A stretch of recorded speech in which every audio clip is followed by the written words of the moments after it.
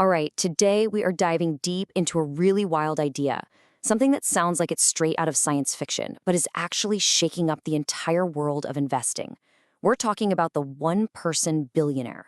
And we're going to explore this question. Could a single person, supercharged with AI, really be a whole new kind of asset class? So let's just cut right to the chase with the big, provocative question. Can one person, with the right AI, actually build a billion-dollar company?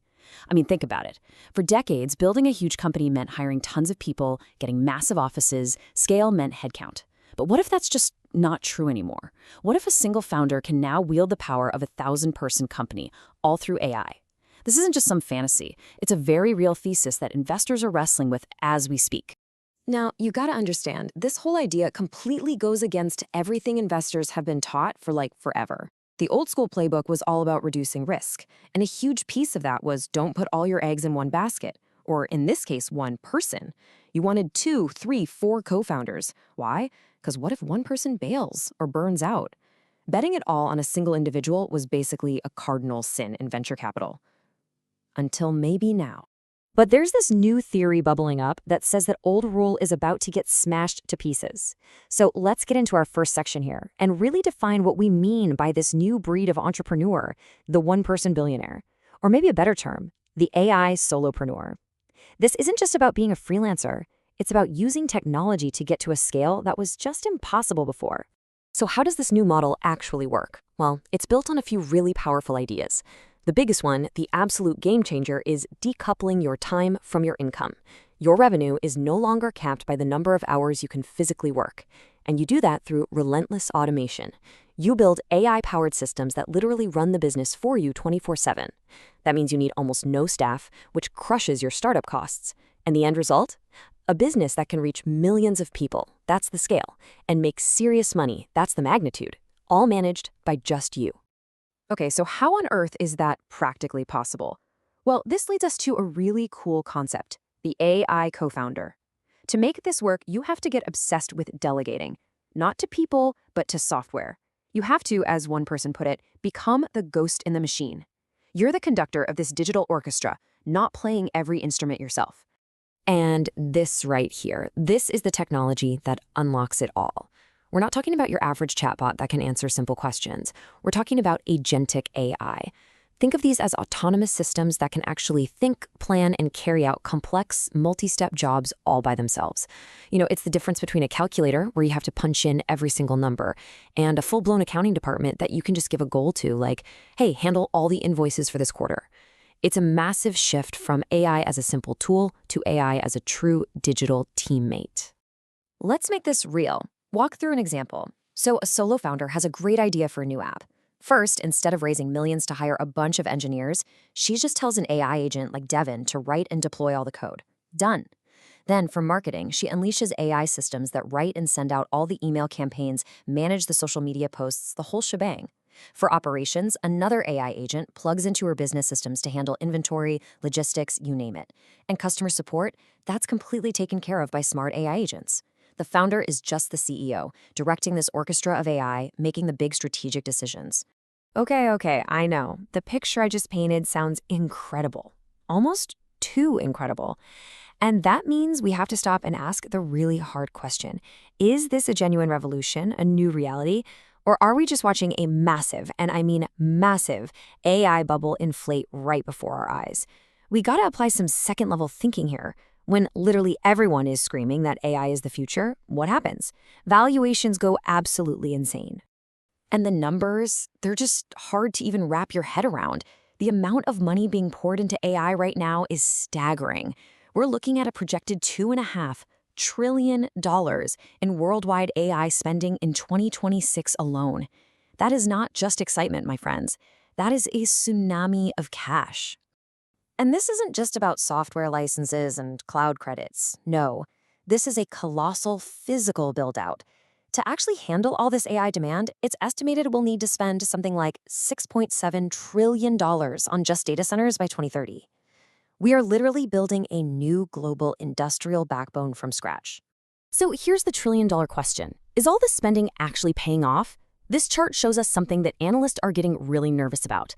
They call it the ROIC gap. the return on invested capital gap. Right now, the big cloud companies are spending over $400 billion a year on infrastructure, but that's only bringing in about $100 billion in new AI revenue. So you're spending $4 to make $1 back? That is a recipe for a bubble. It feels a lot like the dot-com bust, where everyone was spending like crazy on fiber optic cable with no real business model. So what is fueling these crazy numbers? Well, this diagram points to a really weird and kind of concerning dynamic. Some have called it an incestuous financial loop. Here's how it works. A giant tech company that makes AI chips invests in a hot AI startup. That startup then takes the investment money and uses it to buy a ton of chips from that very same tech giant. See what's happening? It creates this circular flow of cash that makes it look like there's massive demand for chips and that the startup is growing like crazy. The whole system is propping itself up. But what happens if one piece of that loop breaks? The whole thing could come crashing down. So, given the insane hype, the bubble risk, all these weird financial games, how in the world is an investor supposed to approach this space? You can't just ignore it, but you can't be reckless either. It means you need a totally new playbook, one that throws out the old Silicon Valley rules and finds a smarter way to think about growth and risk. Let's just compare the two paths here. For the last 20 years, it's all been about blitzscaling. You know the drill. Raise a boatload of VC money, burn through it as fast as possible to grab market share, and just hope you can figure out how to make a profit someday. The AI solopreneur model is the polar opposite. It's all about capital efficiency. The goal is to be profitable from day one through automation. It's lean, it's mean, and the team is just one person. So this new investment playbook, it's really built on this one beautifully simple idea from the Dando framework. You look for bets where heads, I win. Tails, I don't lose much. You're searching for these opportunities with what they call asymmetric upside. If you're right, the payoff is huge. But if you're wrong, the loss is tiny. And that philosophy lines up perfectly with the super lean, low-cost structure of an AI solopreneur. So what does that actually look like when you're writing checks? First, you back people who are already building stuff. Don't invest in a PowerPoint deck. Invest in a productive founder who's already proven they can execute. Second, keep it simple. Focus on businesses with low startup costs. Third, you want founders who have skin in the game, their own money, their own reputation on the line. And finally, and this is a big one, think about the picks and shovels play. Instead of trying to guess which AI model is going to be the next Google, invest in the stuff that all of them need to survive. We're talking about things like the high-tech cooling systems for data centers, or the companies that build the networking gear, or even the ones who secure the land and power for these new AI factories. And that last point about infrastructure, it might be the most critical piece of this entire puzzle. Because for all our talk about a digital revolution, about bits and bytes, AI is fundamentally a business of atoms. Its success is completely dependent on a massive and pretty fragile physical foundation. And the single biggest physical constraint is energy, plain and simple. The thirst for electricity from these AI data centers is just off the charts. We're looking at a demand of 156 gigawatts by 2030.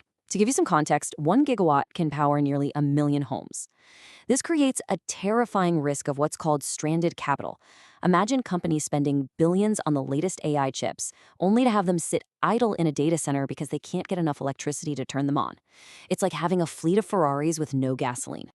And this is not some theoretical, far-off problem. This is happening right now. Just look at Microsoft. They are reportedly looking to bring a nuclear power plant back online just to feed their AI ambitions.